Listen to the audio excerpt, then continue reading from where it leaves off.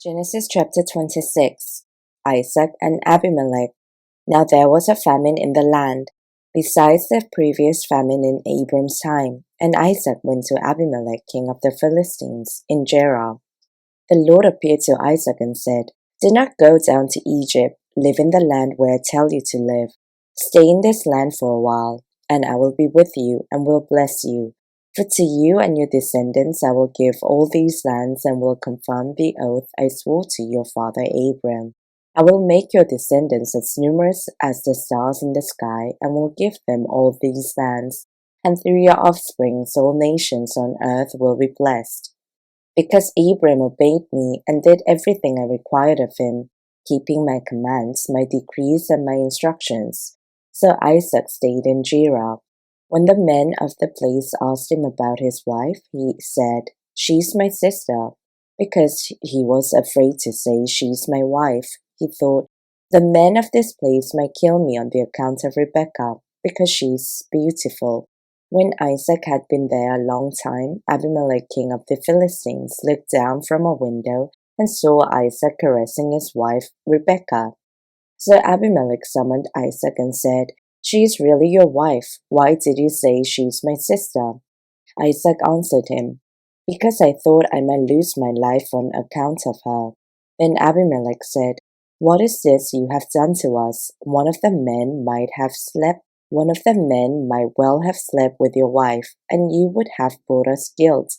So Abimelech gave orders to all the people, Anyone who harms this man or his wife shall surely be put to death. Isaac planted crops in the land, and the same year reaped 100-fold, because the Lord blessed him. The man became rich, and his wealth continued to grow until he became very wealthy. He had so many flocks and herds and servants that the Philistines envied him.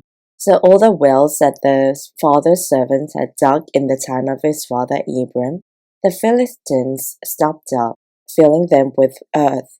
Then Abimelech said to Isaac, Move away from us, you have become too powerful for us.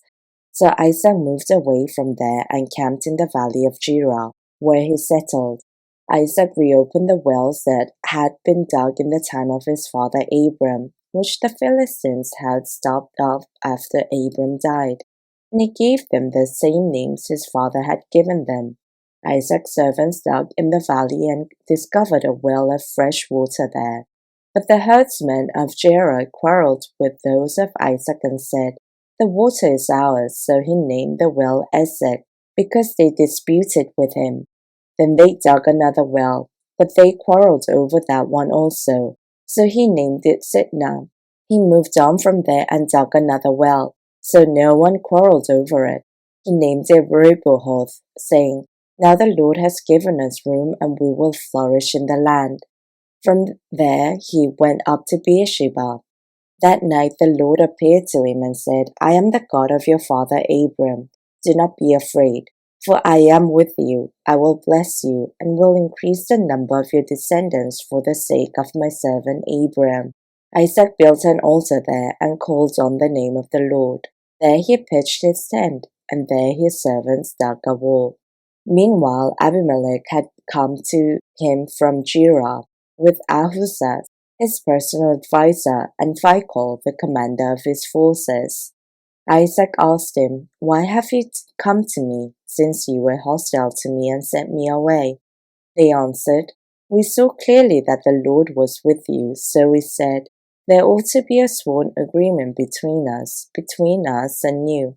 Let us make a treaty with you that you will do us no harm, just as we did not harm you, but always treated you well and sent you away peacefully. And now you're blessed by the Lord. Isaac then made a feast for them, and they ate and drank. Early the next morning the men swore an oath to each other. Then Isaac sent them on their way, and they went away peacefully. That day Isaac's servants came and told him about the well they had dug. They said, We've found water. He called it Sheba, and to this day the name of the town has been Beersheba. Jacob takes Esau's blessing. When Esau was 40 years old, he married Judith, daughter of Beeri the Hittite, and also Basemath, daughter of Elon the Hittite. They were a source of grief to Isaac and Rebekah.